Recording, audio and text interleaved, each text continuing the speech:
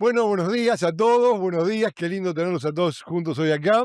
Soy el doctor Omar Latino, presidente de la Federación Argentina de Sociedades de Obstetricia y Ginecología, y hoy les doy la bienvenida a este nuevo programa de Fajo y la Gente, proyectado específicamente para la comunidad. Una charla de médicos para no médicos. Y hoy tenemos un tema interesantísimo: controles de la mujer en las distintas etapas de su vida. Y para ello, una mesa de un privilegio impresionante. No digo mesaza porque ya lo repetí en el programa anterior, ¿no? Sería la mesaza de Mirta, pero no lo quiero repetir para que no crear suspicacias. A mi derecha, el doctor Miguel Silvio Tati, académico en ginecología, presidente de la Sociedad de HPV. A su lado, el doctor Horacio Crespo, amigo Horacio Crespo, el doctor Horacio Crespo es director, es docente de la Facultad de Medicina, profesor adjunto de obstetricia y además director del materno infantil del Hospital Piñeiro. A su lado, el doctor Miguel Tili, ginecólogo, especializado en infecciones, en enfermedades infecciosas. Por otro lado, el doctor Javier Estiliano. Hola, Javier. Javier es el jefe de sección mastología del Hospital Posadas. A su lado, la doctora Elida Rodríguez, especialista en medicina regenerativa. Hola, ¿cómo están? Y acá a mi izquierda, el doctor Luis Flores, misionero, director de publicaciones de Fasgo y que hace específicamente actividad física y mujer. Así que bueno, hoy con ese tema tan importante, ¿no? ¿Qué controles tiene que hacer la mujer en las diferentes etapas de su vida? Y comenzamos con Silvio. Silvio, Papa Nicolau, ¿desde cuándo hasta cuándo? HPV, vacunas, ese es tu tema. Te escuchamos. Bueno, voy a tratar de ser lo más concreto posible porque es un tema muy extenso, pero vamos a guiarnos que la mujer tiene que empezar su control ginecológico anual a partir de los 25 años con un Papa Nicolau. Podría hacerse un Papa Nicolau a los 25, otro a los 30, y a partir de los 30, el Papa Nicolau está siendo superado por una nueva tecnología que es el test de BPH. Es simplemente, para que ustedes entiendan la técnica, es lo mismo de la extracción del Papa Nicolau, pero te da otro resultado. Si la mujer está contagiada por un virus, que es la enfermedad de transmisión sexual más frecuente, que es el VPH, hay diferentes categorías de VPH. Lo que tenemos que recordar es que hay dos tipos de VPH que están numerados, que no viajan por la sangre, sino que están en el cuello del útero y el tracto genital inferior, 16 y 18. Si te da 16 y 18, esto ya se está usando, por ejemplo, en alguna municipalidad, en la Universidad de Buenos Aires lo hace, tenés que ir a una segunda etapa de evaluación, que es la colposcopía, para ver si tenés lesiones por VPH y detectar qué lesiones precancerosas por el VPH. La edad promedio de las lesiones precancerosas en Buenos Aires es 29 años, por lo tanto no es una enfermedad de señoras menopáusicas, sino una enfermedad de señoras muy jóvenes. Y después, controles periódicos con el test de VPH cada 5 años sería lo natural. Si te haces el Papa Nicolau, cada 3 años sería lo natural. Pero el ginecólogo cada año es lo natural, por diferentes otras patologías que mis colegas acá reunidos van a ir diferenciando a lo largo de este streaming. Sin duda, Omar me pregunta acerca de la vacuna. Sí, pero antes de la vacuna, sí, un poquito más del Papa Nicolau. Entonces, una chica de 18 años quiere iniciar su vida sexual. ¿Se tiene que hacer un PAP? Ya, lo recomendable es que 3 años después del inicio de la vida sexual se haga el primer Papa Nicolau. No es que inicia su vida sexual y al toque se hace un Papa Nicolau. En realidad tiene que iniciar su vida sexual y tener asesoramiento de anticoncepción, ITS, que después vamos a llevar en esta mesa. Sin lugar a Me dudas. parece lo más importante que puede afectar la vida de una señorita de 18 años. Papa Nicolau a los 3 años, ¿por qué? Porque a los 2 años de iniciadas las relaciones sexuales, el 80% de hombres y mujeres están infectados por VPH, pero es como un resfrío cuando sos muy joven. El 80% se cura. El problema que todos conocemos es que en la Argentina, a los 30 años, el 15% de las mujeres continúan infectadas por VPH. Y es ahí cuando tenemos que actuar claramente. Entonces, si tiene HPV o VPH, como decís vos, HPV, como decimos, como dice la gente, ¿no? ¿Se tiene que preocupar realmente? Si se hizo un Papa Nicolau y le dio HPV. Sí, ¿Qué hace? Tiene que continuar el control, tiene que hacerse una colposcopía 16 y 18 inmediatamente. ¿Entendés? Si puede acceder al TTDPH. Si le dan el Papa Nicolau, yo te diría que si puede hacer una colposcopía sería lo mejor. La colposcopía es la visualización del cuello con un lente magnificado para ver si ese BPH le hizo lesiones en el cuello del útero o no. ¿O no? ¿Y quién hace la colposcopía? Normalmente es un ginecólogo entrenado. Bien, entonces quiere decir que es importante hacerse el Papa Nicolau después del inicio de las relaciones sexuales porque el HPV o el VPH, como dice Silvio, realmente es alguna patología que inquieta, ¿no? Y si bien es cierto que hay virus buenos y virus más malos, inquieta y realmente el control es importante. Sin duda. Y después quiero decir algo, sí. El doctor Miguel Tiri después va a hablar de infecciones de transmisión sexual. Siempre el uso de preservativos en tarifas no estables es muy importante, pero el VPH no se evita su transmisión completamente por el uso del preservativo, sino que el preservativo reduce su transmisión hasta un 60-70%. Qué importante eso, Silvia, qué importante, sí, porque nosotros siempre decimos, o digamos, el concepto que tenemos es que con el profiláctico nos cuidamos de las infecciones, ¿no? Y en este caso, bueno, después ya me quiero hablar de eso. En este caso, nos cuida solamente el 70%, ¿no? Es algo importante, algo a considerar. Silvia, ¿y qué pasa con las vacunas? Porque sabemos que está en el calendario oficial la vacuna del HPV o del VPH. Ahora, yo te digo, tengo una paciente, una mujer de 40 años. ¿Se tiene que vacunar? Indefectiblemente sí, porque el VPH a nosotros en la primera parte de nuestra exposición dijimos que era para el cuello del útero. En realidad, el VPH infecta también la vagina, la vulva, el ano y la orofaringe. En los Estados Unidos, si queremos adelantarnos un poquito a lo que va a pasar, hay mucho más cáncer de orofaringe en hombres y mujeres que el cuello del útero. La relación es 60.000 casos por año a 13.000 casos por año de cáncer del cuello del útero.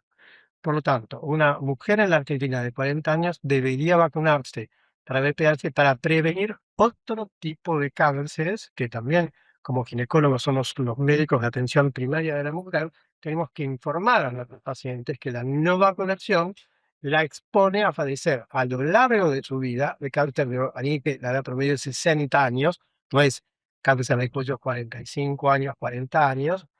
La vacuna previene este tipo de cánceres. Y en la Argentina no hay límite de edad vacunal. ¿A partir de cuándo se tienen que vacunar? ¿Qué le decimos a la gente? ¿A partir de cuándo?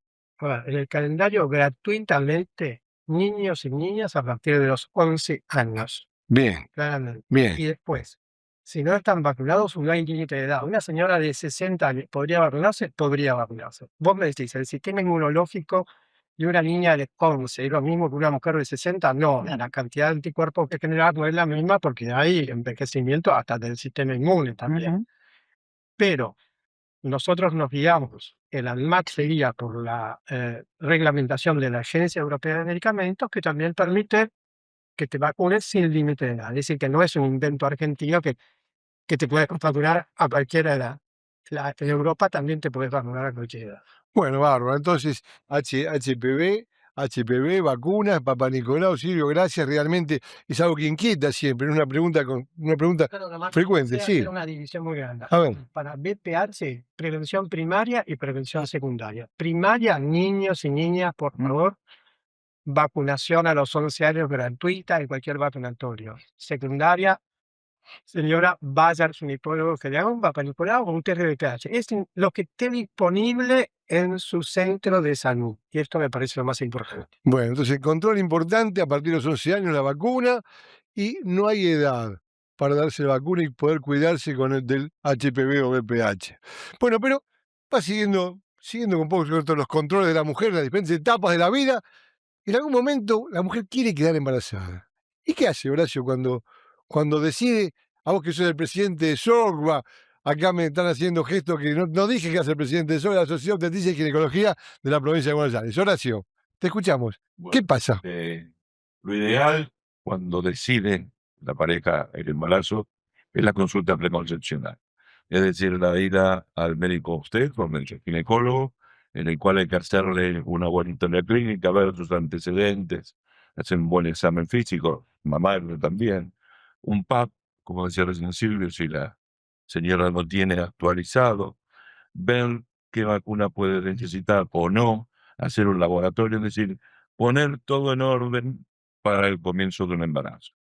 Un embarazo es algo fisiológico, es algo normal. Dicen que es el estado ideal de la mujer.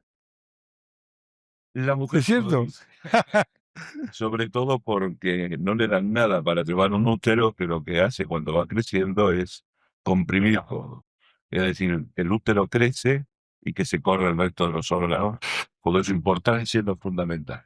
Vos fíjate que yo siempre digo que el embarazo es el éxito del fracaso. ¿Cómo el éxito del fracaso? Sí, claro, porque el embrión es mitad de mamá y mitad de papá, ¿no? Esa mitad de papá es tan extraño como un útero que se va a trasplantar. Sin embargo, para que una mujer que le vayan a trasplantar un útero, un riñón, hay que hacer un montón de estudios, ¿no? Estudios de histocompatibilidad. ¿Lo va a tolerar o no va a tolerar? Sin embargo, para que una mujer quede embarazada y tolere ese embrión, que es tan extraño como un riñón, se le pide una sola prueba. ¿Pues sabés qué prueba? La prueba del amor. Con la prueba del amor, la mujer queda embarazada y tolera a ese embrión durante 9 meses. Por eso decimos que el embarazo es el éxito del fracaso. De fracasar ese sistema inmunitario que debería rechazarlo para que el embarazo siga adelante. Querido profesor. Pero bueno, lo ideal es eso. Lamentablemente no siempre ocurre, es decir, también tiene que ver con el nivel poblacional, con el nivel de la posibilidad de la señora de acercarse a realizar tal o cual consulta, o bien que un embarazo aparezca sin que haya la búsqueda total, y bueno, va a marchar para adelante. Ahora, qué importancia, ¿no? Qué importante que es que llegue el embarazo en el mejor estado posible. Por eso la consulta preconcepcional, ¿no? Como vos bien decías, ¿no? Si proyectar el embarazo y charlarlo y consultar para ver cómo está físicamente, ¿no? ¿Qué controles le pedirías para poder, como decías, qué específicamente? Sí, un laboratorio básico.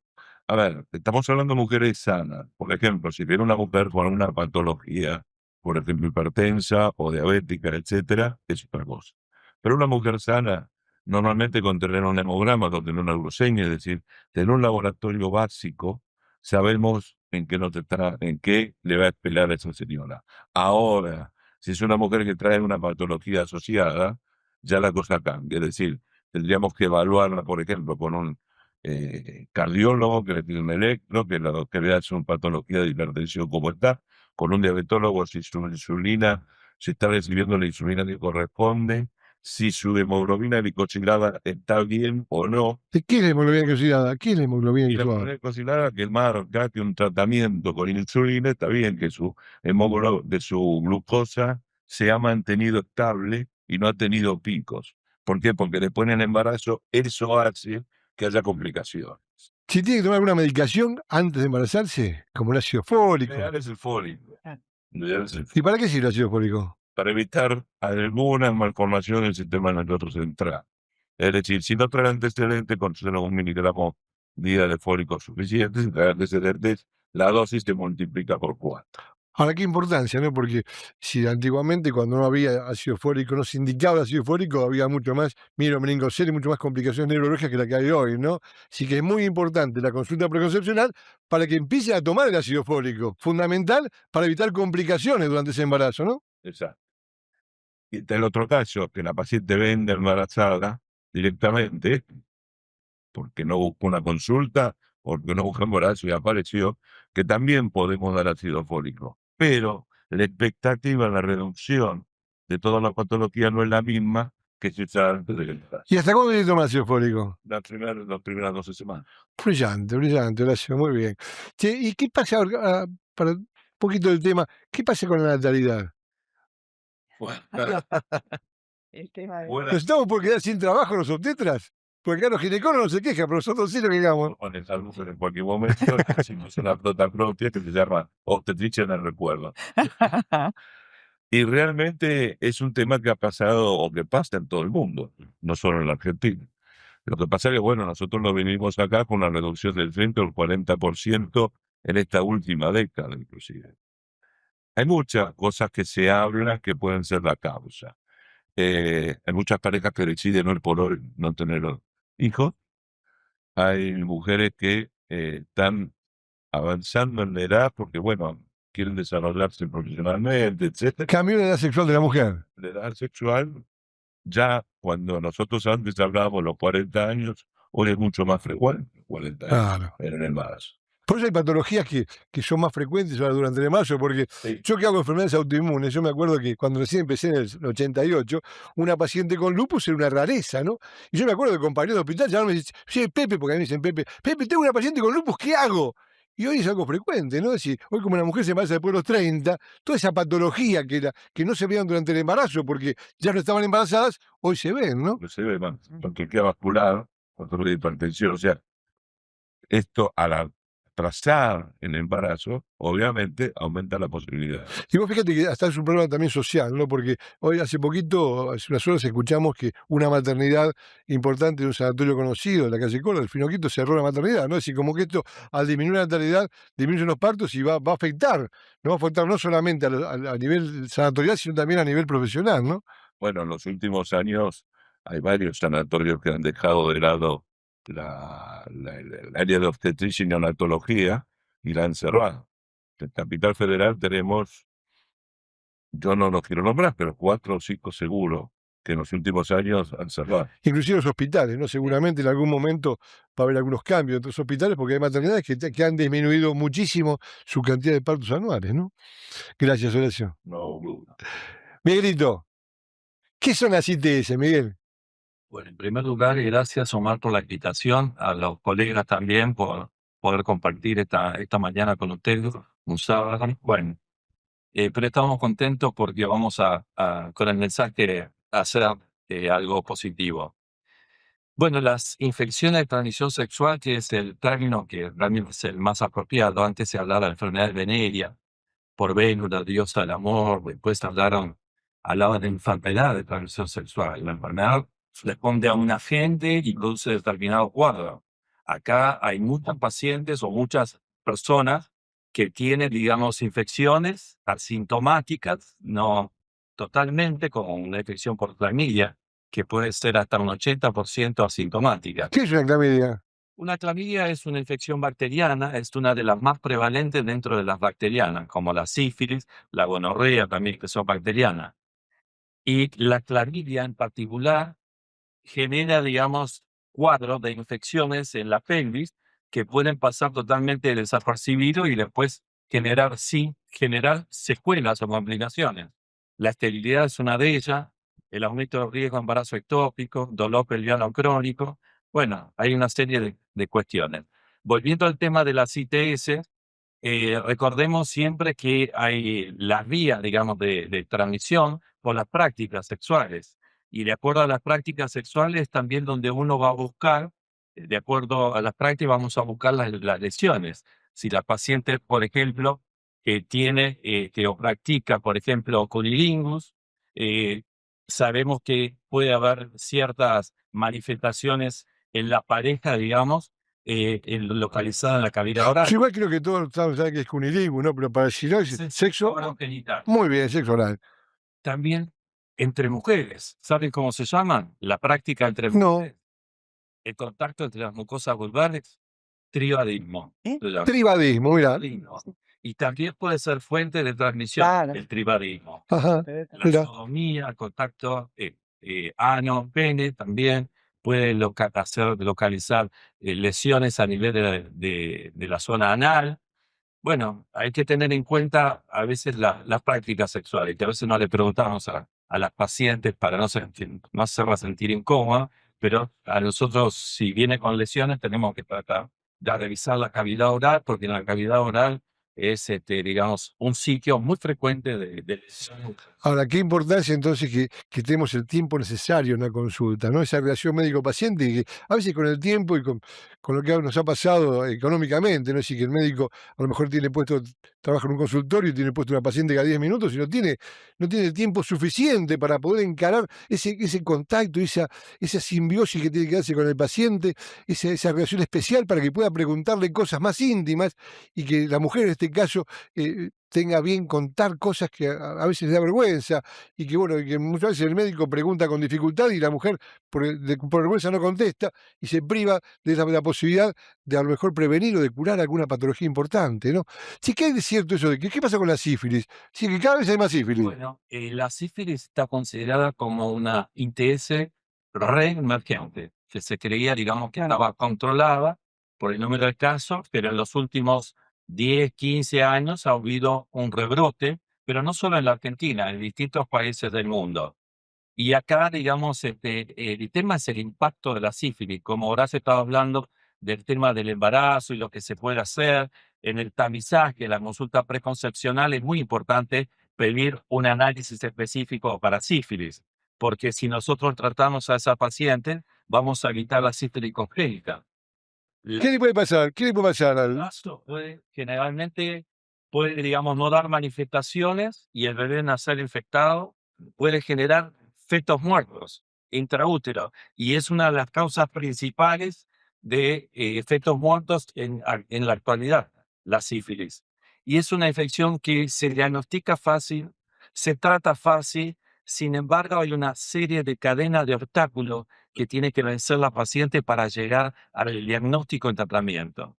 Desde que le dan turno para ser atendida, cuando llega tarde. Le dan turno para el laboratorio, le dan turno para el resultado, tiene que ver al médico, el médico indicarle la penicilina, ver que le quieran dar la penicilina porque es otro obstáculo. La gente tiene la fantasía, el fantasma de la alergia. Entonces, toda esa cadena hace que la paciente, digamos, se demore y tengamos complicaciones. ¿Qué es el test rápido para decir? Porque ahora en muchos hospitales ya... Un gran avance, así como apareció el test rápido para HIV, actualmente hay test rápido para sífilis y es muy simple de hacer.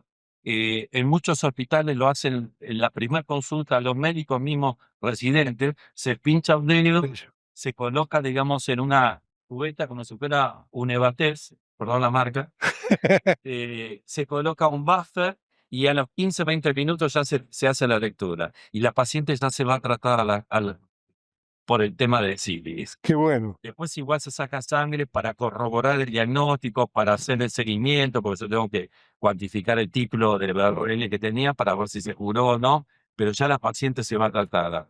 Creo que la sífilis tiene que ser considerada una emergencia obstétrica. ¿Sí se cura la sífilis? Se cura.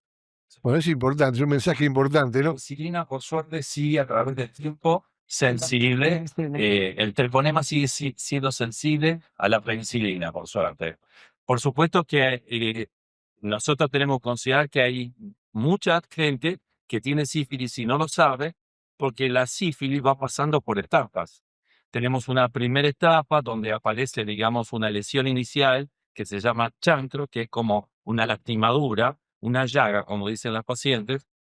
Pero el problema en la mujer es que esa lesión inicial puede aparecer en el cuello del útero, en la vagina. Entonces, la ve. el paciente se cura, entre comillas, y pasa a la segunda etapa. Y en la segunda etapa hay manifestaciones en distintas áreas. Puede haber manifestaciones en cavidad oral, a nivel de la vulva, los condilomas planos sifilíticos, por ejemplo. Es muy común la erupción que produce el secundarismo a nivel del tronco, que a veces se confunde con cuadros de alergia.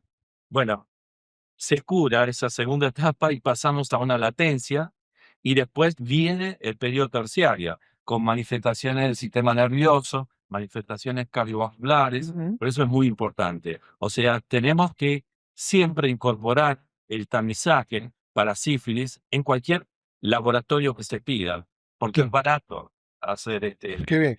Y lo importante es la concientización, ¿no? Que las mujeres sepan que si tienen alguna lesión en la vulva, en la boca, que consulten, porque tiene cura, que no tengan miedo, que no tengan vergüenza, que forma parte de la vida, y se cura, y eso realmente es lo importante, ¿no? Yo agrego a lo que comentó Horacio, el tema de evaluar también el contenido vaginal, la microbiota vaginal previa al embarazo. ¿Por qué? La microbiota, ¿qué es la microbiota? Porque viste que es un término que está de moda, ¿no? Se habla de microbiota. ¿Qué es la microbiota? Se conocía la exflora, por así decirlo, que estaba referido a vegetales. Entonces, microbiota o microbioma son los términos que usamos, que si bien hay diferencia. El microbioma es un término más amplio, que es el conjunto de genes de los microorganismos presentes en una zona del cuerpo. Puede ser en la piel, en el intestino, en la vagina, en el caso de la mujer. En cambio, la microbiota son los microorganismos que son cultivables. Es un aspecto más reducido. Si bien se usan, digamos, así como sinónimo, ¿no? Pero lo que quería remarcar es que siempre tenemos que revisar a los pacientes, si vienen a la consulta preconcepcional, hacerle por ahí un pH vaginal, una prueba de aminas, para descartar fundamentalmente vaginosis bacteriana, que es la disbiosis número 1 y que complica la evolución del embarazo, desde el comienzo hasta el final. Qué bueno. Che, ¿y qué pasa con la periodontitis? Porque yo me acuerdo que en alguna época en el hospital a todas las pacientes que ingresaban Sí. con amenaza de parto las mandamos al odontólogo. Porque en una época hubo digamos, un auge de asociación en los estudios de partos prematuros, ruptura prematura de membrana vinculada a la periodontitis. Digamos, cualquier infección puede llegar a nivel córneo-decidual y generar modificaciones, fundamentalmente un aumento de las metaloproteinasas. Bueno, ahí ya mataste. Métalo, ya mataste, ya mataste, ya mataste. Que en realidad degradan el colágeno y hacen que la mujer tenga más susceptibilidad a tener ruptura prematura de membrana, sumado al aumento de prostaglandina que puede causar esa infección.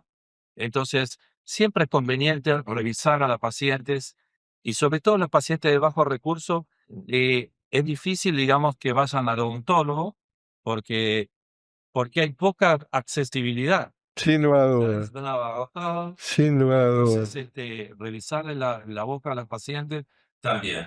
Por eso es importante todo esto, es importante que la gente escuche esto, ¿no? Es importante concientizar de que los controles son importantísimos, ¿no? Consulta preconcepcional, Papá Nicolau, examen mamario, todo eso es realmente importante. Ahora, Y quería comentar, agregando todo lo que dijo Silvio, que nosotros vemos muchos cánceres avanzados en mujeres que pasaron por 5 embarazos y nadie le hizo un PA. Es vergonzoso, pero es así, ¿eh? Hagan un análisis de los pacientes que vienen por cáncer invasor y van a ver que pasaron por varios embarazos y nadie, muchos médicos son vagos. qué importante que en el embarazo se ponga un espéculo, ¿no? Un aparato que se pone en la vagina para mirar el fondo de la vagina donde está el cuello del útero, ¿no? Bueno, y para dejarte ya, Miguelito, ¿cómo se pueden prevenir todas estas ITS, infecciones de transmisión sexual? Bueno, digamos, el tema de tener una pareja, una relación monogámica es importante. Cada vez se ve menos esto, pero lo digo, lo recalco. El uso de métodos barreras como el preservativo es también importante.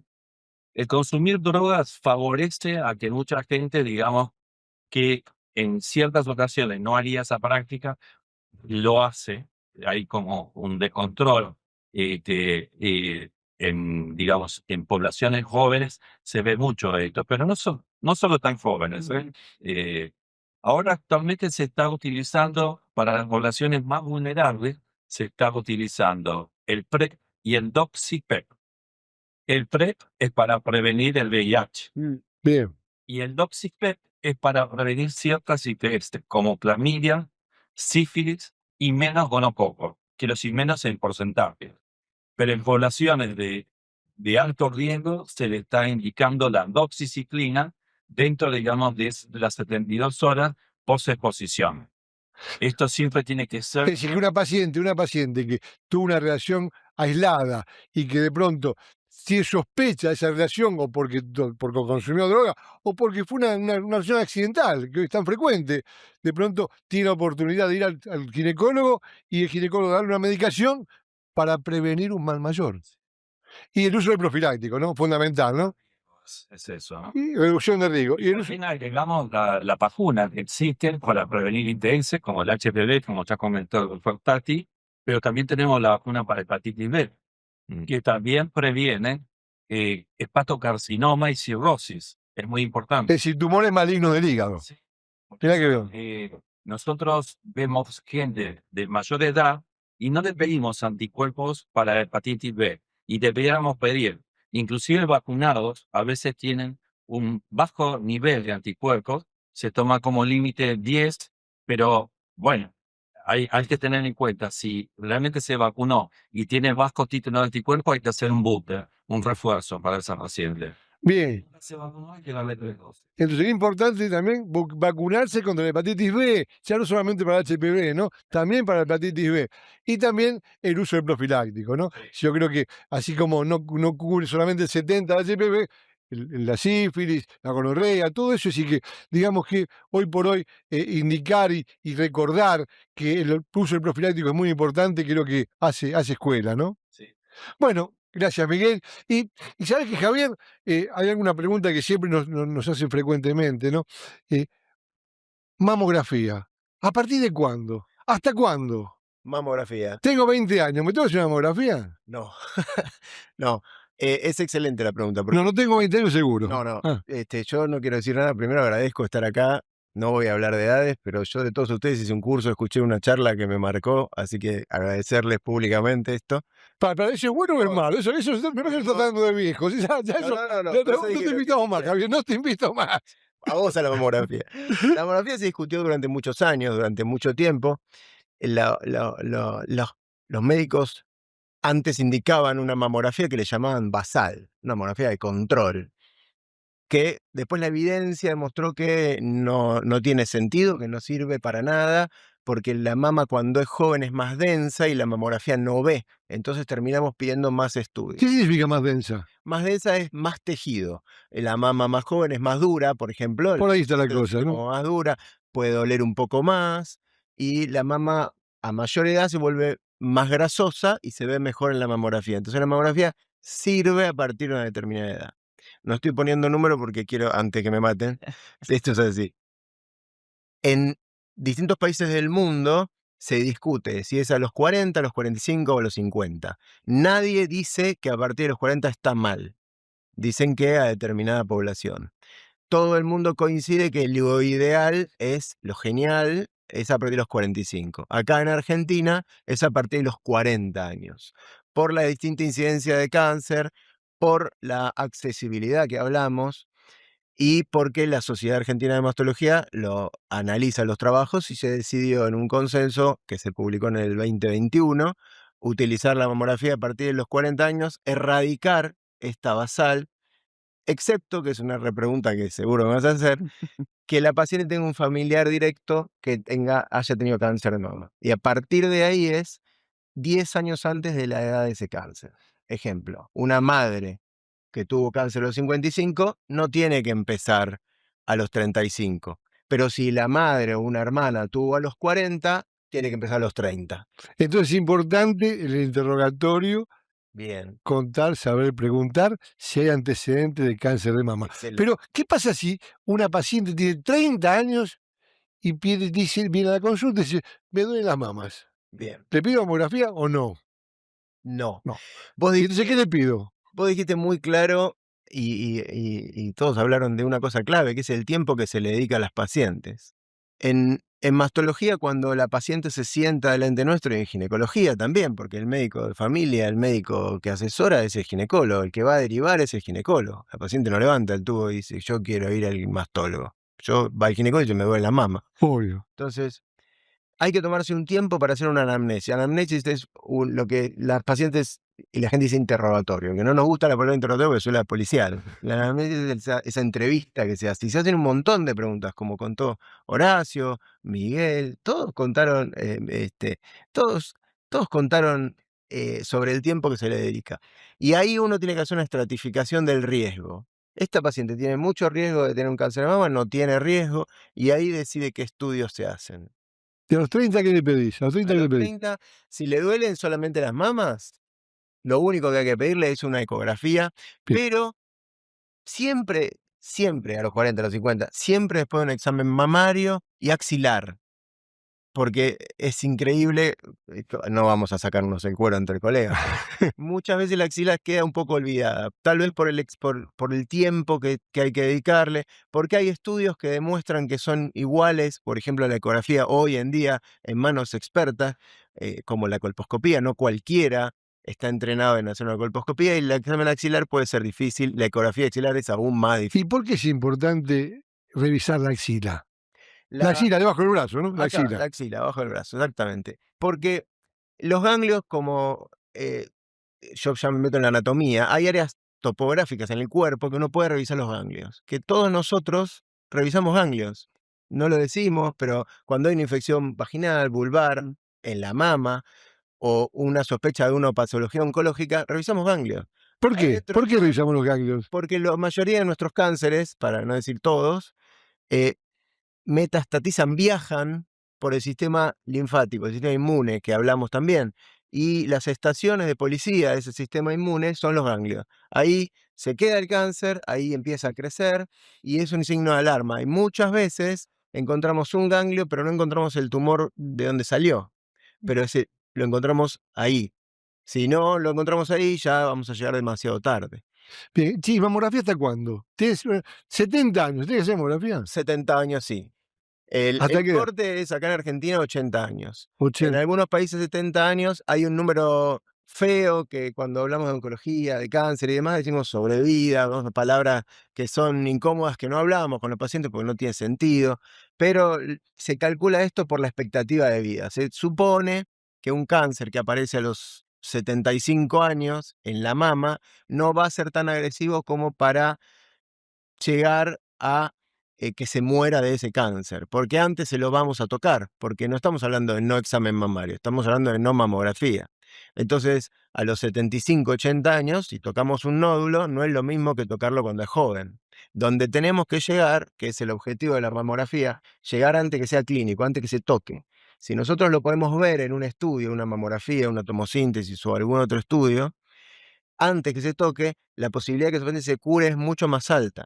Que no tenga que hacer quimios específicas es mucho más alta. Que la cirugía sea más fácil es más alta. La expectativa de vida, cuánto va a vivir, es mucho mejor. Qué En bueno. cambio, a los 80, tocándolo, sacándolo, la expectativa de vida es la misma. Entonces, no someter a la paciente a ir.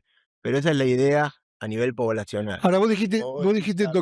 tocando, autoexamen de la mama. Sí. ¿Sí o no? Sí, el autoexamen no es una práctica que se recomiende como screening, pero nosotros lo usamos mucho. Pero el autoexamen mamario en realidad sirve casi psicológicamente. Porque si vos le decís al paciente, te tenés que revisar después de cada menstruación, la paciente tiene la cabeza que se tiene que revisar, se conoce y cualquier cambio viene.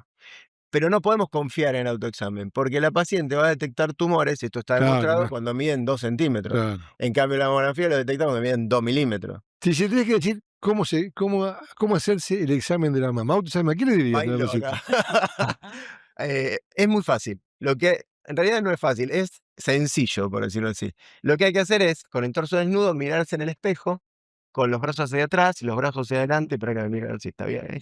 Brazos hacia adelante, levantar los brazos y ver si hay una asimetría. Es decir, si algo en la mama cambia, si hay un pocito, si un pezón cambia y mira para un lado. Y después acostada con el brazo del otro lado, estirado atrás de la cabeza, revisarse la mama como si fuera un reloj. 12, 1, 2, 3, de arriba para abajo, hacia el pezón. Lleva 5 minutos. Es básicamente lo mismo que hacemos en el consultorio. Pero la diferencia es que la paciente es inexperta y nosotros tenemos más experiencia. Entonces, si ella se toca algo, tiene que ir inmediatamente. Y nosotros estamos atrás de que me descubrieron un nódulo, el estudio me dio sospechoso, tenga que hacer una urgencia, porque no puede esperar un turno como contaste con lo de la sífilis. No hay forma de que espere. Entonces, hay casi todos los centros hospitalarios, privados, entienden este concepto y les van a dar un turno mucho más rápido, porque eso pasa a ser, puede no ser nada, Ah, ojalá, sí, pero es sí. preferible que venga innecesariamente a que lleguemos tarde. Javier, y cuando se informan microcalcificaciones, que son tan frecuentes, ¿se tiene que asustar la paciente con las microcalcificaciones? Estadísticamente no, porque el 80% de las veces que informan microcalcificaciones no es nada, pero muchas veces termina en una biopsia para descartar el otro 20 que sí puede ser algo. No siempre es un cáncer el otro 20. Hay patologías que son, vamos a decir para que la paciente entiendan, que vienen antes del cáncer, que con sacarlas con una biopsia solamente ya puede alcanzar. El objetivo es descartar que eso no sea algo maligno y no llegar tarde hasta que se haga clínico, porque esas microcalcificaciones no se tocan. Lo interesante de la gente es que Ah. No sabe qué son. Son puntitos blancos en la mamografía, es depósito de calcio en los conductos, no se tocan. Se ven en la Se ven. mamografía, se ven en la mamografía. Operando no las ves, Claro. o sea, no hay forma de verlo, solamente con los rayos de la ¿Y mamografía. qué mensaje le darías a una joven de 20, 25 años que tiene la mamá, la abuela o la hermana con cáncer de mama? Lo primero que le diría es que consulte a su ginecólogo o eventualmente a un mastólogo, porque ahí en esa anamnesis, en esa primer consulta que vamos a tener, vamos a descubrir que con esos antecedentes que comenta Omar, seguramente tiene indicaciones de hacerse un estudio genético. Con lo cual, ahí esas edades que decíamos de los 40 años cambia. Esos 40 años es para el riesgo habitual, el riesgo poblacional que tiene cualquier mujer. La paciente que tiene un estudio genético o sospecha genético arranca antes y arranca con otros estudios de una complejidad un poco más alta, de fácil accesibilidad, pero no es la mamografía solamente.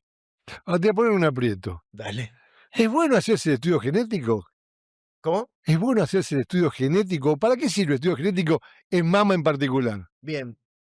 En lo personal, y creo que todos coincidimos, la información empodera. Y estamos haciendo esto para empoderar a las pacientes. Ninguna duda. Entiendo que empoderar a la mujer, a cualquier paciente, es darle la información sin que se estrese, sin generarle la espada de Damocles de me estoy haciendo un estudio que me va a decir que puedo tener un cáncer, pero hay que darle los por qué y cuáles son los beneficios.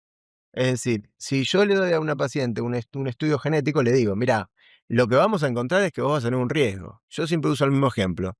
Es la persona que trabaja en el microcentro cruza la 9 de julio, que es una avenida acá grande, que es eterna, que no la cruzas nunca en un solo semáforo, salvo que un infarto, después hablaremos de eso, si la puede cruzar o no, pero tiene mucho más riesgo que yo que vengo cuando voy al teatro, a que lo atropelle un auto. Pero el riesgo está.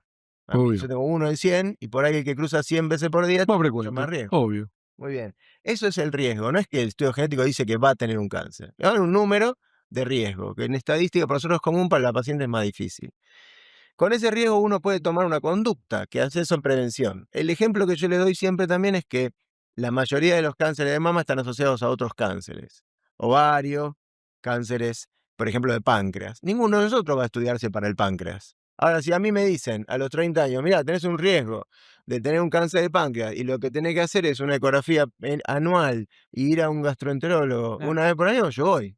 Si a mí me dicen que el screening de colon es cada 5 años, pero que si tengo un gen positivo que me puede dar riesgo de cáncer, te lo tenés que hacer cada 3, y yo voy. Porque el colon, al igual que la mama, si lo sacás chiquitito, te evitas cirugía, y así. Todo es que hay que llegar antes. Igual que lo que hablamos desde que estamos en todo. Y entonces, ¿a quién le aconsejarías realmente que se haga el estudio genético? Hay una guía, que es la guía nacional, que coincide con todas las guías internacionales, que dice a qué paciente hay que hacer el estudio genético.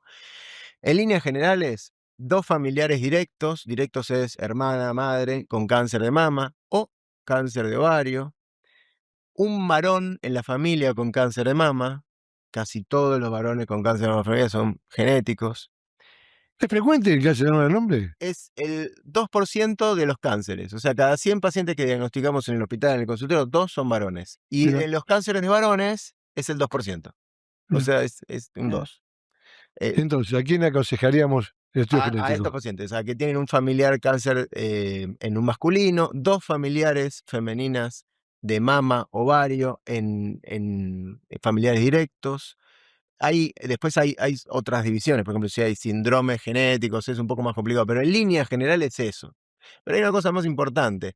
La gente se asusta, a todo le pasa. Dice, tengo una tía que le diagnosticaron cáncer a los 55, estudiame ya mismo. Y se desesperan. Y esa paciente no tiene tanto riesgo. El riesgo de una tía o de una madre incluso es 1,5 en un número, vamos a poner un número. Sí. Pero si esa mujer tiene la mama densa, que vos dijiste, la mama densa per se, por tener más tejido mamario, aumenta el riesgo 3 veces. Y por ahí lo tiene desde que es joven. Y nunca nadie se lo explicó, y no es que se lo explicó, es que no lo tiene en cuenta. Entonces se asusta más por una tía que por un riesgo que ya tiene, que lo va a tener hasta que termine, hasta Su que vida. termine hasta que empiece su menopausia, por decir así. Entonces, eso es interesantísimo porque la gente se preocupa más por lo que hay afuera y no por lo que tiene adentro. Gracias, Javier. No, Muy útil todo lo que dijiste y yo creo que es algo importante, ¿no? Es decir, haber escuchado ¿Qué pasa con la mamografía? Es importante. Elida, ¿cómo andás, Hola, Elida? ¿Todo ¿cómo bien? estás? Medicina o técnicas regenerativas, HIFU, láser, ¿qué es eso? Bueno, las técnicas regenerativas son procedimientos. Aquí como procedimientos para regenerar, reparar, volver a la anatomía en lo posible que tenía, volver a tener una calidad de vida, una buena calidad de vida. Acá hablamos con los colegas sobre las técnicas regenerativas, por ejemplo, en traumatología, en cirugía, la famosa que, bueno, me ponen ácido hialurónico o plasma rico en plaquetas en rodilla, en columna, muy utilizado. En ginecología, hace no mucho tiempo, se comenzó con estas técnicas regenerativas porque acá hablaron sobre cómo revisamos a las pacientes. La paciente mayor que ya estaba posmenopáusica decía, tengo que ir a hacerme el Papa Nicolau y me duele un montón y ya digo, voy a hacer el sacrificio de hacerme un Papa Nicolau. Bueno, ¿qué era? Simplemente una vulva atrófica, ¿sí? Con menos trofismo. No tratábamos a las pacientes, no le mirábamos la vulva, le poníamos un espéculo y no le mirábamos la vulva. Entonces, a partir de la concientización de que la mujer vivimos más, tenemos mejor calidad de vida, la paciente quiere tener una vida sexual activa, quiere sentirse bien. Y también el síndrome genitourinario de la menopausia trae también no solamente alteraciones ¿Qué a es el nivel, síndrome genitourinario? es la alteración que tiene la mujer posmenopáusica con respecto a la vagina, la vulva, que se vuelve atrófica, se vuelve más chiquitita, más cortita la vagina, se pierden la anatomía normal, los labios mayores, menores, el Envejece, envejece. Sí. ¿Qué pasa? Ahí es un tema. La paciente no preguntaba si eso era normal y el médico tampoco le decía. Entonces, capaz que la mujer tenía problemas en la relación sexual o tenía incontinencia, porque también el síndrome genitourinario de la menopausia incluye síntomas urinarios, como es la disuria, infecciones urinarias recurrentes, la incontinencia urinaria de esfuerzo, porque todo el tejido baja, está más, digamos, propenso al prolapso, a la, digamos, envejecimiento que vos decís. Pero el paciente no sabía esto, pensaba, lo tomaba como parte del envejecimiento. En cambio, sabe que hoy en día se puede colocar primero los óvulos, lo más fácil, el óvulo de estrógeno, ¿sí? Que con los mastólogos podemos hablar que también se pueden colocar en cáncer de mama. Es decir, si bien todavía está en el black box con respecto el prospecto de los medicamentos, ya se sabe que se puede colocar estrógenos en la mujer a nivel ¿Qué son los vulvar. estrógenos para la gente que no sabe? Los estrógenos es una hormona Es una hormona. es una hormona femenina muy fundamental en la mujer, que baja muchísimo en la menopausia, que es lo que da el síntoma fundamentalmente del síndrome genitourinario. Ahora, miramos vulva, miramos vagina y también nos encontramos en la premenopausia, durante, por ejemplo, un posparto, en las pacientes que después de 1 año, 2 años, no recupera anatomía y tiene pérdida de urinaria porque tuvo un embarazo múltiple, digamos, mellizos, o tuvo un parto muy trabajoso que tiene O un feto grande, ¿no? o un 4 feto kilos y grande, medio. una macrosomía, claro. Ese paciente por ahí queda con incontinencia urinaria de esfuerzo. Entonces está buenísimo poder ofrecerles, por ejemplo, HIFU, ¿Qué es láser. Para HIFU, porque uno escucha, ¿no? HIFU, la gente común pregunta, ¿no? ¿Qué es el HIFU? Es ultrasonido focalizado de alta intensidad. Es un método, es un aparato basado en energía, ¿sí? Esta energía lo que va a hacer es contraer, tensar, formar fibroblasto, colágeno, va a regenerar la mucosa vulvovaginal y aparte a nivel del piso pélvico le va a dar más fortalecimiento. Por lo tanto, pacientes con incontinencia urinaria de esfuerzo va a mejorar un montón. ¿Qué porcentaje mejoran?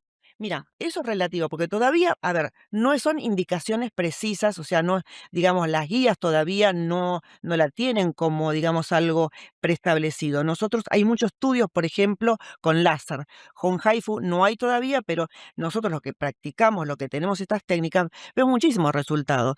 ¿Por qué? Porque el HIFU va más allá que el láser, digamos, a la musculatura del piso pelviano, por lo tanto, esta acción es muy buena para contraer. Ojo, esto no va a suplantar la cirugía en aquella paciente que tenga una incontinencia urinaria importante, ¿no es cierto? O sea, nada, ni el láser, ni el HIFU, ninguna, pero sí mejora. Si yo esa paciente, que es joven y tiene esta patología, este problema, la trato precozmente, seguramente su salud vulvovaginal va a ser mucho mejor que aquella que no se trató. Pero, Sí, ¿y le va a doler? ¿Le va a doler si hace el nada, láser? nada. Ni Contá la- un poquito cómo se hace el láser y cómo se hace el HIFU. Bueno, son transductores que se colocan dentro de la vagina. Como una ecografía. Como una ecografía, se coloca un preservativo, el HIFU va girando todo el trayecto de la vagina y va tensando, va formando colágeno, elastina a través de los fibroblastos, y esto va a hacer que la paciente mejore La elasticidad. la elasticidad, el tightening o la elasticidad y la continencia urinaria. ¿Va a mejorar las relaciones sexuales eso? Va a mejorar las relaciones sexuales. Justamente te comentaba, porque la paciente pensaba que, digamos, o sea, le dolía y era normal, y no es normal. O sea, así como no es normal que te duelan las relaciones cuando te viene la menstruación, tampoco es normal que te duela en una relación sexual, porque em, lo puedes tratar. Muchas pacientes que no tuvieron relaciones durante mucho tiempo y después venían a la consulta, decían, pero me estoy de novio y voy a tener una relación sexual. ¿Qué hago? Porque a mí me duele, ni siquiera me entra el óvulo. Entonces vos tenés que ver si por ahí no combinás técnicas. Por ahí si la paciente ni siquiera le entra el transductor de la radiofrecuencia, que es otro mecanismo basado en energía, entonces vos tenés que empezar por ahí con plasma rico en plaquetas, que ¿Qué es el plasma rico en plaquetas? son Pues también lo comentó Javier hace un ratito. Sí, ¿Y qué es el el plasma plasma? rico en plaquetas son la centrifugación de la propia sangre de la paciente, y es una porción del plasma que es rico en plaquetas, que a su vez es rico en factores de crecimiento. Y estos factores de crecimiento van a actuar a nivel vulvovaginal estimulando la regeneración. Y es muy, muy, muy sano, porque, o sea, muy noble. ¿Cómo se aplica? ¿Cómo se aplica? Le pones un anestésico local, ¿sí? Basado en tetracaína, lidocaína, lo dejas 20 a 30 minutos y después colocas con sistema de, por ejemplo, puedes hacer con cánula, lo más frecuente es con pinchacitos con muy, muy, muy suavecitos, Muy chiquitos. con aguja tipo 30G, ¿sí? Entonces vos lo vas Son agujas, colocando. son agujas chiquititas y finitas. Finitas, que no le va a doler a la paciente. Como en la boca, como si fuera una odontológica. Exactamente. Y eso lo que va a hacer es regenerar. Pero va a ser una regeneración propia, interesante, porque así como lo usamos en otras especialidades, en ginecología es maravilloso. Y por ejemplo, lo que yo hago muchas veces es comenzar con eso para que la paciente tenga elasticidad y luego ir a la técnica. Por la técnica puede ser el HIFU, la radiofrecuencia, puede ser el láser. ¿En qué se diferencia del láser?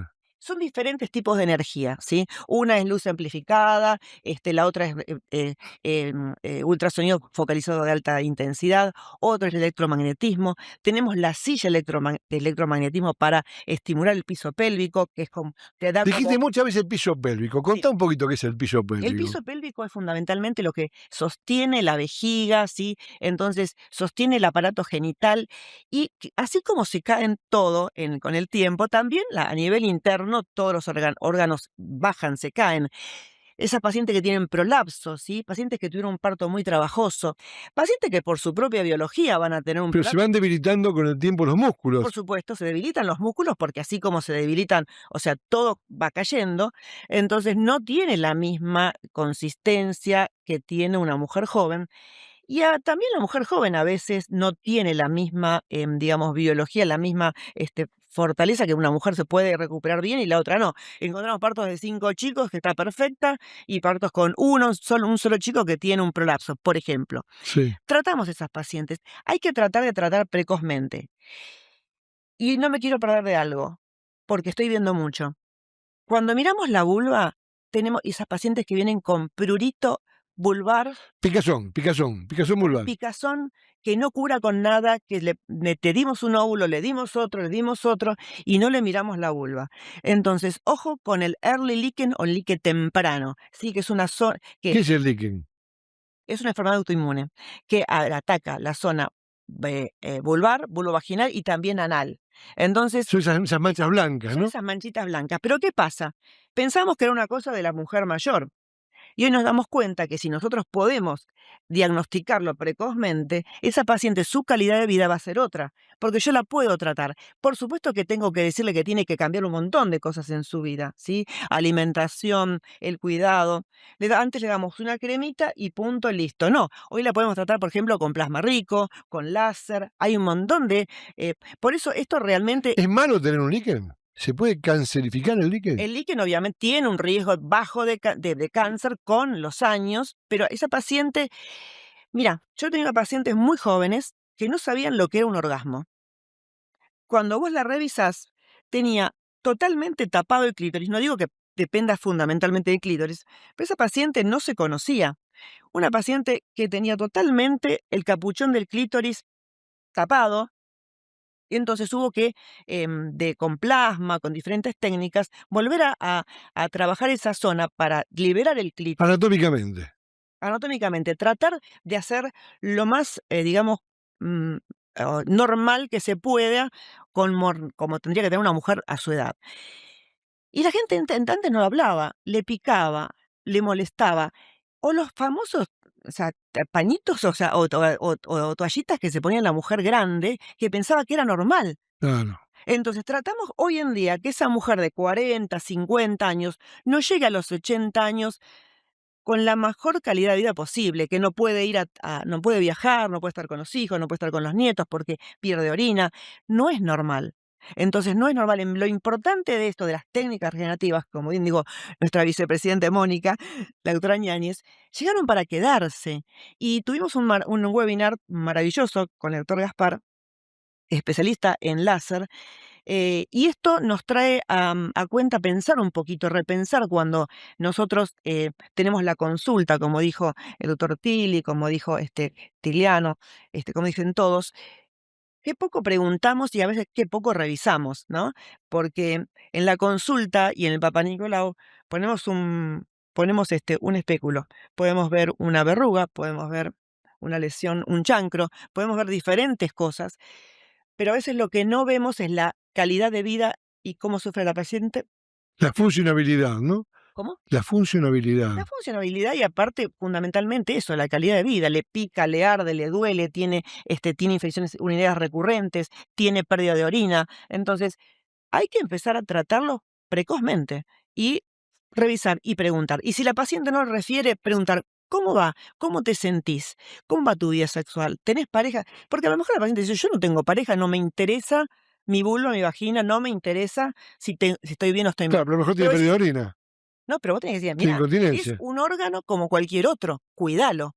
Eso es lo que yo le digo a mi paciente. No tengo intención. Bueno, nadie te dice porque no es obligatorio tener relaciones sexuales, pero sí es obligatorio preguntar a la paciente cómo se siente, le arde, le pica, tiene pérdidas de orina. Sí, yo creo que las técnicas regenerativas vinieron, como dijiste, vinieron para quedarse, sí. ¿no? Y fundamentalmente la sequedad de vagina, la incontinencia de orina, Ujú. ese prurito, tendría como por decís qué. vos, ¿no? No tendría Sí, por qué. antiguamente, digamos que la sexualidad en la gente mayor estaba como dejada de lado, ¿no? Sí, como que pensábamos que los más grandes no tienen relaciones. Y justamente, hoy por hoy cambió la idea. Se terminaron los tabúes, no disminuyeron los tabúes. Y justamente la medicina regenerativa, las técnicas regenerativas aparecen para mejorar esa situación, ¿no? Si dejó de ser tabú, se habla más, y hablarse más implica también la consulta, implica también el interrogatorio, implica también ese 2 minutos de quedarse hablando con la paciente diciendo, che, ¿vos tenés relaciones sexuales? Claro. Sí, no, porque me duele, pero ¿por qué te duele?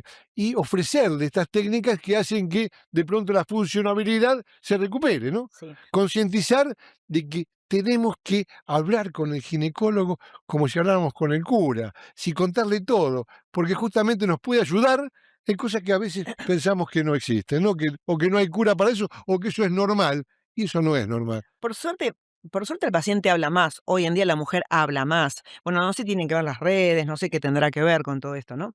Pero la paciente habla más de este tema, pregunta más, y ya no tenemos esto de este prurito de que le pregunto, no le pregunto. Antes Claro, nos daba pudor a nosotros mismos preguntar. sin lugar a dudas. Pero ya es un ida y vuelta que la paciente dice, bueno, mira, estoy conociendo a alguien. O sea, con mi marido quiere y yo no puedo. Claro, O al claro, revés, hay claro. que también tener en cuenta el par. porque al par también le pasan cosas, pero de todos modos, así todo, cuídate, ¿me entendés? Así que bueno, Porque cuidarse es quererse. cuidarse es Pensalo. quererse. Gracias, Eli. Claro. Y llegamos a Luisito. Luisito, nuestro director de publicaciones, misionero, como dije antes. Y Luis constantemente nos habla de la educación física. Tenés que hacer gimnasia. Y Luis me pregunta, ¿caminás? Y yo digo, no, la verdad que camino poco, voy al kiosco, voy en auto. Pero bueno, Luis siempre Qué, habla qué, de la importancia de la actividad qué física. bueno que han traído este tema, por fin. ¿Ustedes le preguntan a los pacientes si hacen actividad física, por ejemplo? ¿Eh? ¿Querés que mentamos o sí mentira? Fíjense que la actividad física debiera ser el tratamiento maestro o la prevención. Y en realidad va a prevenir el asesino mayor que tiene la humanidad en todos lados, acá en Ucrania, en China, que son las enfermedades cardiovasculares. Es el asesino número 1. Y además va a prevenir y curar la mayor pandemia que tiene la humanidad, que es un tsunami, que todavía no terminó, y que se llama la obesidad, que ahora está categorizada como una enfermedad. Y actualmente en la Argentina más del 50% de las personas de más de 40 años tiene esta enfermedad. Entonces, con la actividad física, nosotros vamos a tratar porque es más eficaz, más rápido, más barato y previene las enfermedades. ¿Por qué no lo usamos? Si nosotros estamos acostumbrados a recibir indicaciones de la metformina 500 miligramos a las 9 de la mañana, a repetir a las 9 de la noche, ¿por qué no vamos a indicar la actividad física? ¿Y cuál? ¿Y cómo? Entonces, esto es muy importante, porque repito, es más rápido, más eficaz, más barato que cualquier otro tratamiento sin efectos secundarios. Entonces, hay que indicar, eso está ya indicado por la Organización Mundial de la Salud y de estudios científicos, al menos 150 minutos de actividad moderada. No necesita ir al gimnasio. ¿Qué es actividad moderada, Luisito? Muy buena pregunta. ¿Qué es moderada? Bueno, está estudiado científicamente que caminar teniendo una conversación un poquitito agitada es la medida en la cual se van a activar algunas organelas que están en la célula que se llama mitocondria, que nos va a hacer vivir más y mejor. Entonces, esa actividad, que sería, para ponerlo en términos científicos, que es muy difícil medirlo, 65 a 75% de la frecuencia cardíaca máxima. Pero no necesitamos saber eso. Usted tiene que caminar al menos 150 minutos en una semana. Esto quiere decir, ¿puedo hacer los 150 minutos en una sola vez? No. Usted no toma metformina 5 pastillas o 7 pastillas en un solo día. Nombraste metformina. ¿Por qué metformina? ¿Por qué sí metformina? Bueno, porque es el tratamiento que se usa para diabetes, en especial diabetes tipo 2, ¿no es cierto? Entonces, la metformina sí, claro que es útil, ¿no es cierto? Pero es mucho más útil la actividad física. La metformina tiene el problema que inhibe precisamente a la mitocondria. Y la mitocondria es donde se quema las grasas que nosotros queremos quemar y donde se utiliza el oxígeno. El único lugar en realidad que se quema las grasas son las mitocondrias. Entonces hay que protegerlas y hacerlas crecer más. Y si nosotros hacemos esa actividad aeróbica, o sea que usamos oxígeno, 150 minutos, vamos a tener mitocondrias más grandes, vamos a prevenir enfermedades, inclusive las enfermedades de los cánceres de mama, de pulmón y otros, con ese tipo de actividad. Tiene que ver, por supuesto, con la nutrición, ¿no? Hoy en día la actividad, la parte del mundo, está hecho para que estacionemos el auto a 10 metros de la entrada del supermercado. Antes había almacenes, teníamos que caminar. Y muchos miles de años antes teníamos que salir a cazar, ¿no es cierto? Entonces, hoy en día la obesidad, tanto para hombres, para mujeres y para chicos, que se ven ya chicos con sobrepeso, y aparte no necesitamos estudios sofisticados. Simplemente necesitamos una cinta métrica, medirse a nivel del ombligo. Si le da a la mujer más de 88 centímetros y al hombre más de 102 centímetros, está el diagnóstico de obesidad. Entonces, es muy útil que las personas hagan esta actividad física al menos 150 minutos por semana. ¿Te ves esto está relacionado con lo que se habla mucho ahora de longevidad saludable? Totalmente. ¿Qué es la Totalmente. longevidad saludable? Y es vivir con que el adulto mayor, ¿no es cierto?, pueda desempeñarse solo, con movilidad y hacer sus actividades, no solo físicas, sino también las mentales. No depender de otro, ¿no es cierto? Entonces, la actividad física, ahora me preguntás, porque me preguntan, yo nunca hice doctor, ¿por qué voy a hacer? Con más razón tiene que hacer, porque esas personas son las que más beneficio van a tener. Entonces, yo les aconsejo, por supuesto que va unido a la nutrición, que las personas sepan que tienen que hacer actividad física moderada.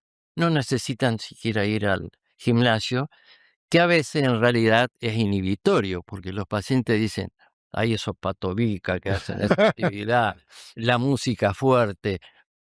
Los ejercicios de fuerza también son importantes. Debe ser el 20% de la actividad física debe tener la parte de fuerza, porque nosotros después de los 40 años perdemos masa muscular.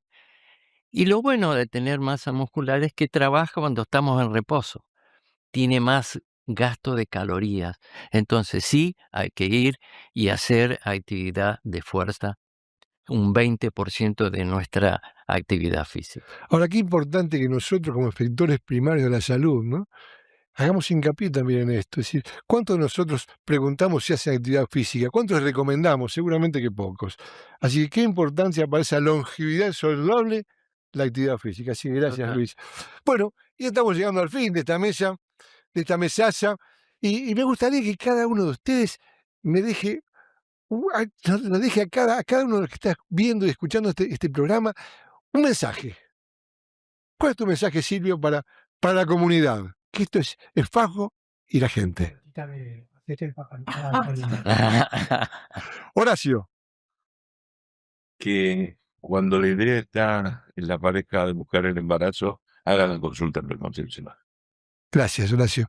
Miguelito. Bueno, creo que cuidarse es quererse, así que me parece que ese es el mensaje. Cuidarse es quererse. Javier. Ir al control. Ir al control y escuchar a los colegas que le van a asesorar bien a los pacientes. Elida. No tener vergüenza si tenés un prurito importante y no se dé con ningún tratamiento, tenés pérdida de orina. Así que bueno, cuidarse es quererse y sobre todo no tener temor a decirle a tu médico o tu médica qué te está pasando y qué te molesta a nivel vulvovaginal. Luisito. ¿Usted quiere vivir más y mejor? Haga actividad física. Bueno, creo que es importante, ¿no? Que cada uno de ustedes ha dejado un mensaje. Y este mensaje está relacionado con los controles en las diferentes etapas de la vida. Y yo voy a terminar con algo que yo siempre digo y que algunos de ustedes me copiaron, y que cuidarse es quererse. Pensalo. Gracias.